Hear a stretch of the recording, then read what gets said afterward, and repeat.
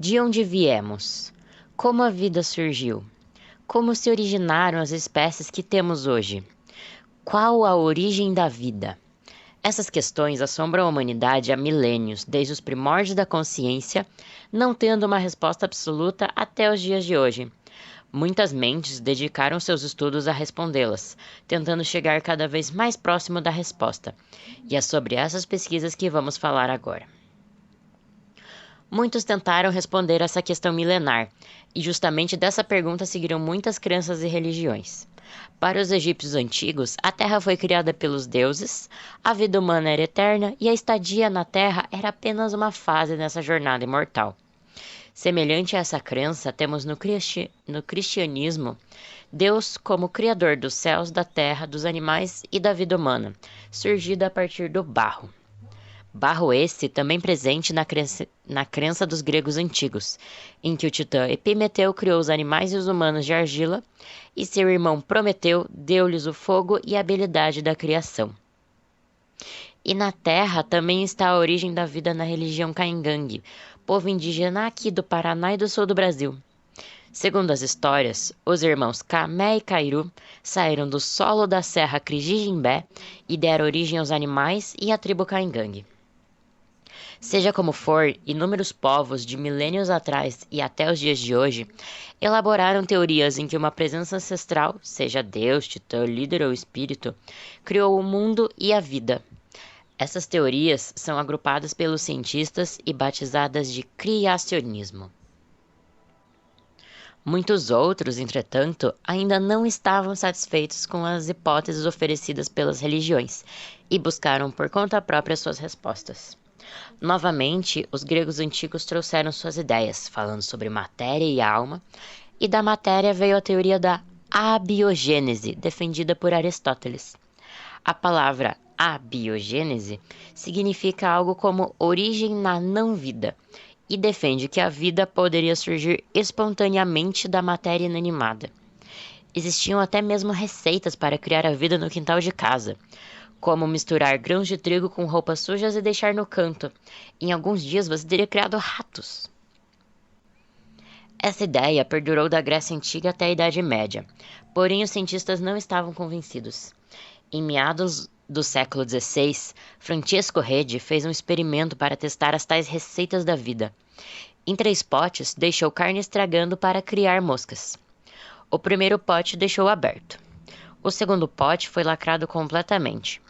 E já no terceiro pote, colocou uma telinha que permitia que o ar passasse, mas que nenhuma mosca conseguisse entrar ou sair. E os resultados? O primeiro pote estava infestado de moscas e larvas na carne podre. O segundo pote não tinha moscas e nem larvas.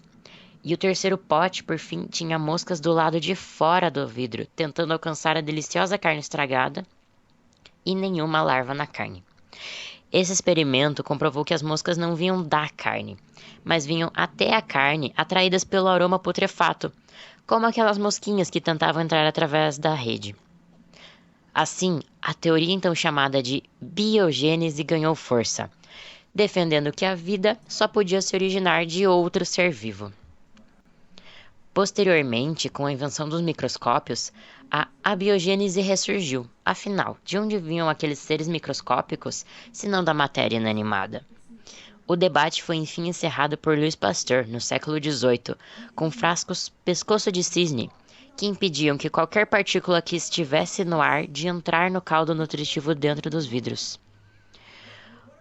Os frascos com pescoço de cisne não desenvolviam micro-organismos dentro do caldo, enquanto os vidros abertos permitiam que esses entrassem no caldo e se criassem, mesmo depois da fervura, demonstrando que os micro-organismos estavam no ar aquele tempo todo. Porém, a biogênese sozinha não respondia à pergunta que os cientistas buscavam. Se uma vida só vinha de outra, como surgiu a primeira? Para alguns mais fascinados pelos grandes mistérios do universo, a vida surgiu no espaço. E não é igual ao filme ET ou ao que conta no History Channel. Segundo a teoria chamada de panspermia cósmica, a vida surgiu fora da Terra e foi trazida para cá na forma de esporos ou células resistentes, em asteroides que atingiram nosso planeta bilhões de anos atrás, formando os primeiros organismos terráqueos que evoluíram até as espécies que vemos hoje. Já foram encontradas moléculas orgânicas em rochas vindas do espaço inúmeras vezes. Não poderiam ter vindo de organismos vivos?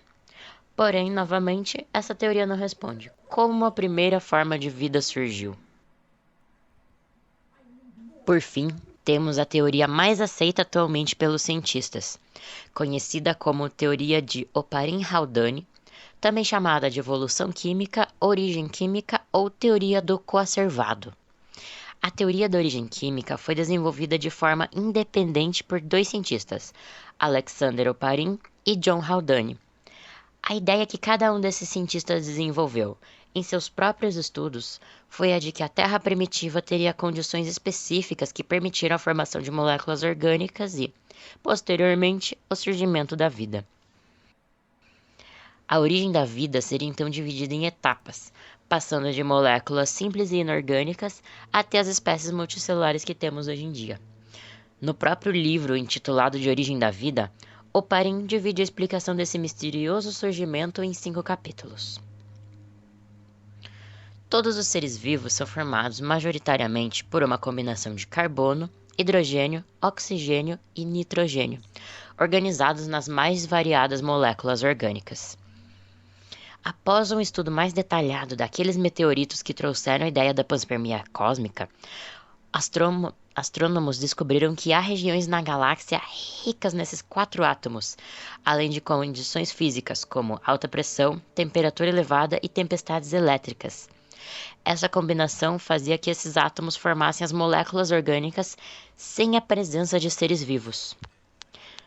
Segundo os estudos de Oparin e Haldane, essas condições catastróficas estavam presentes na atmosfera terrestre bilhões de anos atrás, juntamente com grande quantidade dos 4 átomos de carbono, hidrogênio, oxigênio e nitrogênio.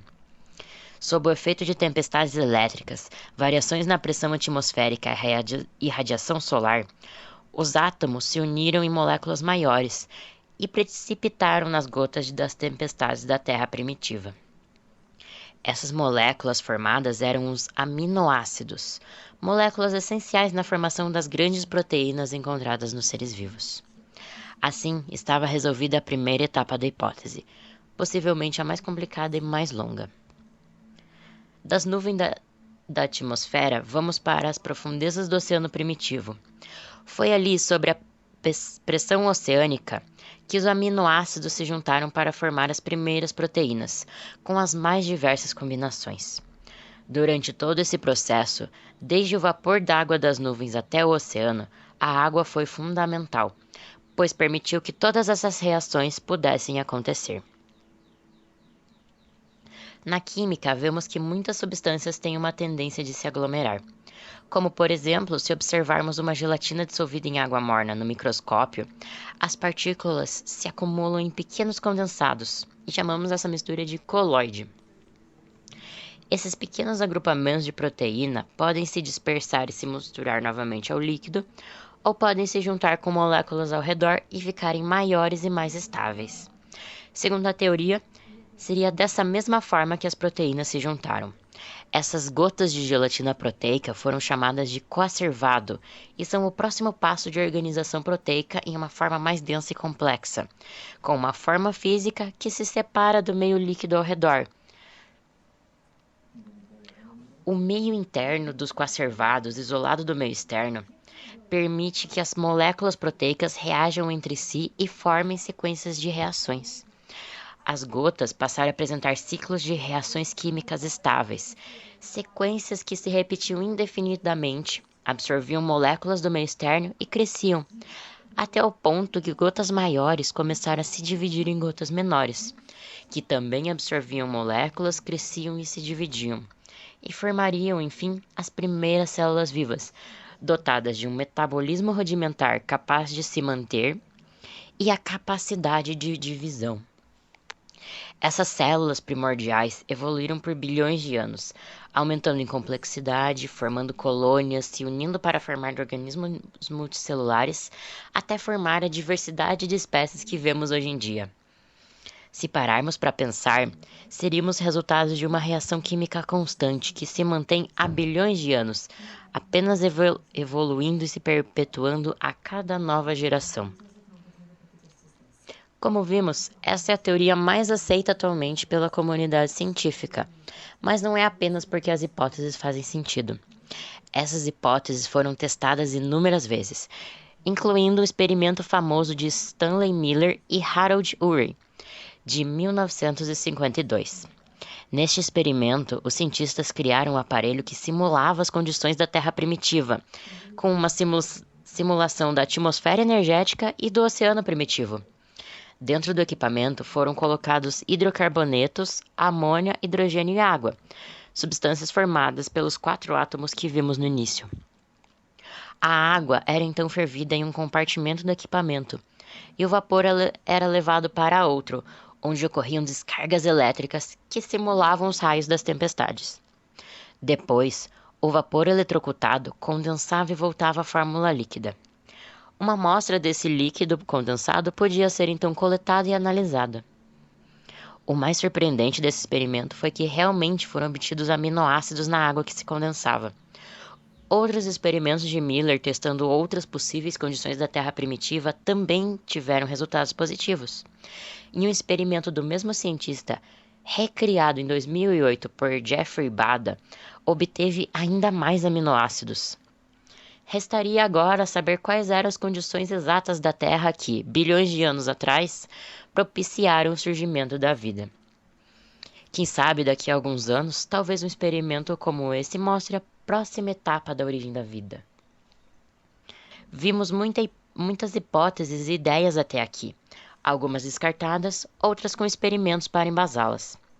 Mas, pelas palavras do evolucionista Douglas Futuyma, afinal, lidamos não com fatos irrefutáveis, mas com hipóteses que podem ser postas de lado pela experiência de amanhã. A ciência é mutável e evolui conforme novas descobertas vão sendo feitas. Cada hipótese citada nesse vídeo, comprovada ou refutada, teve seu papel fundamental na produção do conhecimento que temos hoje.